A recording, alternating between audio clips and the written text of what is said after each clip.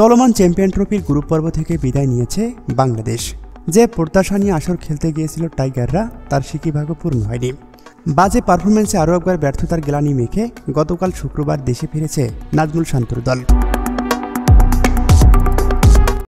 বাংলাদেশ ফিরে এলেও চ্যাম্পিয়ন ট্রফির এখনও বেশ কিছু ম্যাচ বাকি। তাই পয়েন্ট টেবিলে ঠিক কত নাম্বার থেকে আসর শেষ হবে বাংলাদেশের, সেটা এখন অনেক কিছুর উপর নির্ভর করছে, বিশেষ করে আজকের ম্যাচের উপর। আজ গ্রুপ পর্বের ম্যাচে দক্ষিণ আফ্রিকার মুখোমুখি হয় ইংল্যান্ড। ভিন্ন দুই গ্রুপের খেলা হলেও এই ম্যাচের ফলাফলের সঙ্গে বাংলাদেশের সম্পর্ক রয়েছে।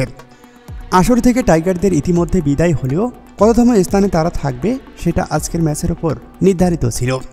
আজ সেই কাঙ্ক্ষিত ম্যাচে ইংল্যান্ডকে উড়িয়ে দিয়েছে দক্ষিণ আফ্রিকা। এক্ষেত্রে দুই গ্রুপ মিলিয়ে তাদের অবস্থান হয়েছে পয়েন্ট টেবিলের তলানিতে, অর্থাৎ অষ্টম স্থান থেকে আসর শেষ করেছে ইংলিশরা।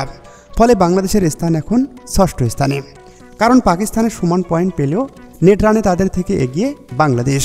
আর ষষ্ঠ স্থান থেকে আসর শেষ করায় বাংলাদেশ প্রাইজ মানি হিসাবে পাচ্ছেন $3,50,000, যা বাংলাদেশি টাকায় 4,22,88,000 টাকা।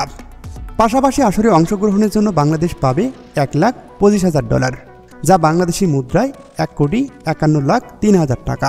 অর্থাৎ ইংল্যান্ড আজ হেরে যাওয়ায় বাংলাদেশ সব কিছু মিলিয়েই পাচ্ছে $5,74,00,000 টাকা।